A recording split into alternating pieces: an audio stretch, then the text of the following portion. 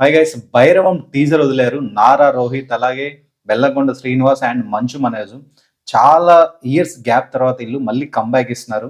Teaser ఎలా ఉందో చూద్దాం. టీజర్ అయితే నాకు బాగా నచ్చింది. ఒకసారి చూద్దాం ఎలా ఉందో. రాత్రి నాకు కల వచ్చింది. చుట్టూ తెగిపడిన తలలు, ముండాలు, జయసుధ గారు వాయిస్ ఉంది. దూరంగా మృత్యు తెలియని కాలాన్ని చేయించిన కృష్ణుల ఏదో ఇది ముగ్గురు కలిసి వెళ్ళిపోతున్నారు. రసీను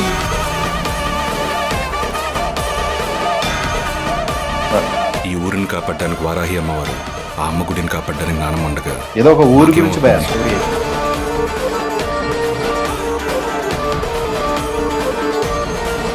సీనుగాడి కోసం నా ప్రాణాలు ఇస్తా, వాడి జోలికి ఎవడైనా వస్తే కొడక్క ప్రాణాలు తీస్తా. మంచు మనోజ్ డైలాగ్ ఎరగ తీశారు మన వాయిస్ కి. విజువల్స్ వండర్గా ఉంది. మొత్తం యాక్షన్ ప్యాక్డ్. ఆ రామ లక్ష్మణులని సముద్రం దాటించడానికి ఆంజనేయుడు ఉంటే, ఈ రామ లక్ష్మణులకి ఏ కష్టం రాకుండా చూసుకోవడానికి ఈ సీనుగాడున్నాడు. ఏదో ఒక ఊరి గొడవ అయి ఉంటుంది అండ్ వాళ్ళ ముగ్గురు కలిసి ఫ్రెండ్స్ అయి ఉంటారు. వాళ్ళిద్దరిని కాపాడడానికి సీన్. పూనకం.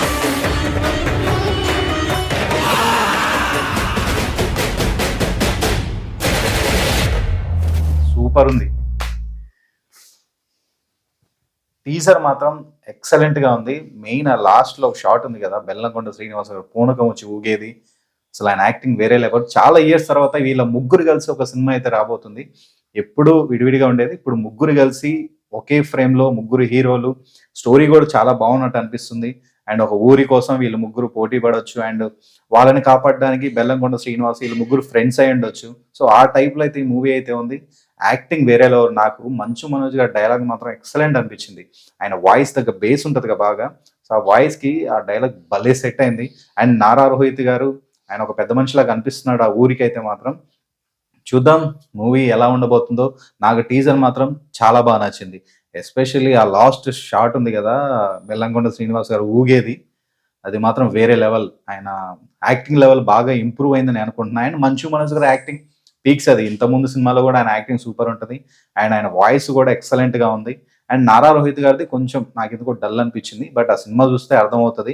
ఆయన కూడా యాక్షన్ ప్యాకెడ్ అయితే ఉంది. ఆయనకు కూడా చూడాలి మూవీలో ఆయన రోల్ ఎలా ఉండబోతుందో. వీళ్ళిద్దరిది మాత్రం చాలా పవర్ఫుల్ ఉన్నట్టు అనిపిస్తుంది. మెయిన్ మంచు మనోజ్ గారిది అలాగే బెల్లంకొండ శ్రీనివాసరావు గారిది, వీళ్ళిద్దరిది ఎక్కువగా యాక్షన్ ప్యాకెడ్ అయితే ఉంటది. సో మెయిన్ హీరో వచ్చేసి బెల్లంకొండ శ్రీనివాసే.